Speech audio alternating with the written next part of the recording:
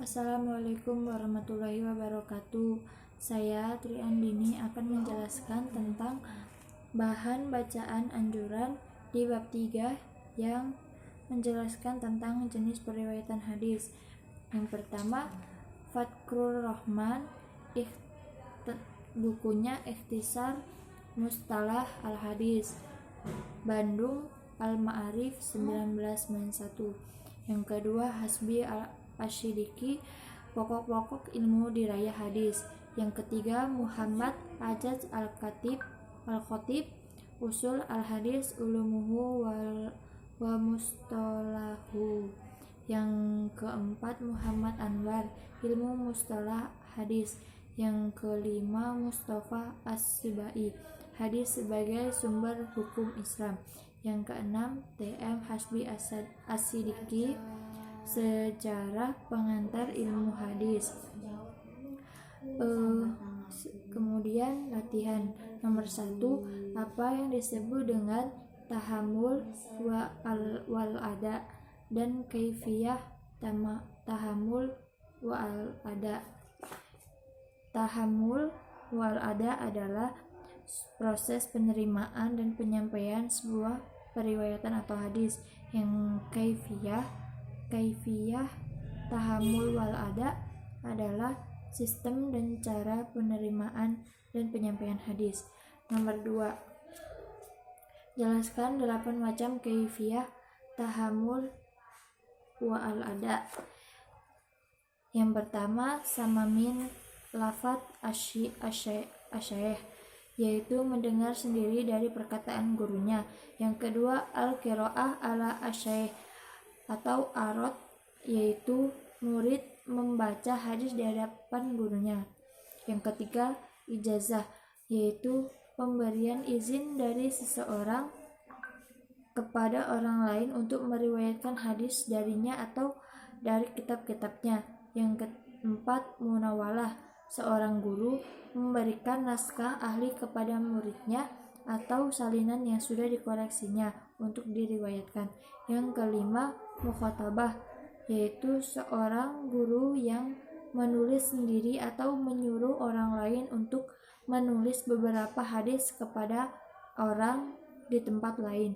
Yang keenam, wijadah, yaitu memperoleh tulisan hadis orang lain yang tidak diriwayatkan dengan sam'ah, qiraah maupun lainnya dari pemilik hadis.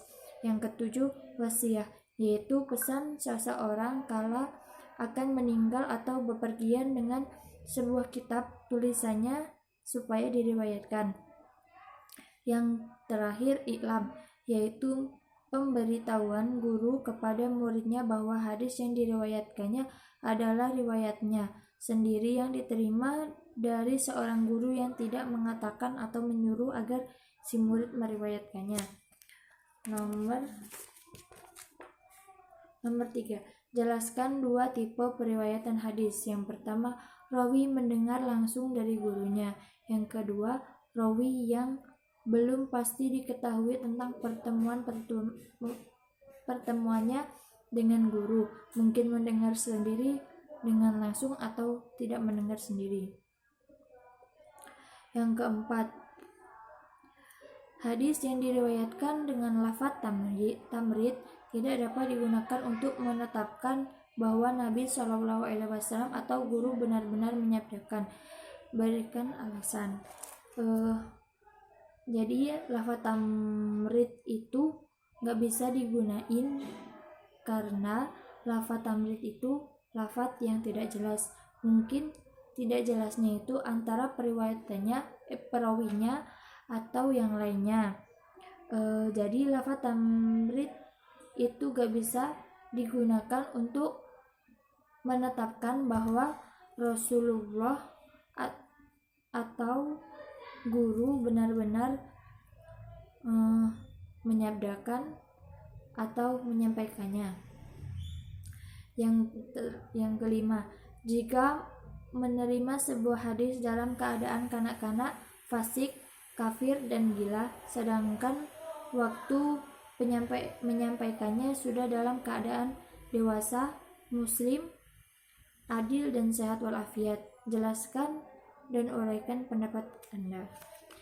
Menurut saya, anak yang belum dewasa dapat dibenarkan menerima riwayat ialah ijma, yaitu umat Islam tidak ada yang membantah dan tidak ada yang membeda-bedakan riwayat para sahabat yang diterima sebelum dan sesudah dewasa. Sedangkan orang yang kafir yang disampaikan setelah memeluk agama Islam dapat diterima setelah ia bertaubat dan diakui sebagai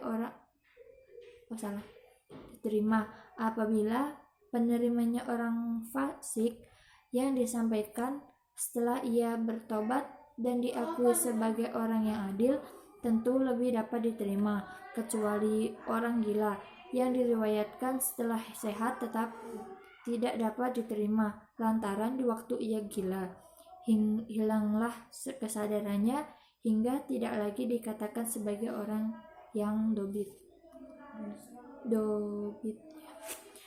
Sekian dari saya, kurang lebihnya mohon maaf.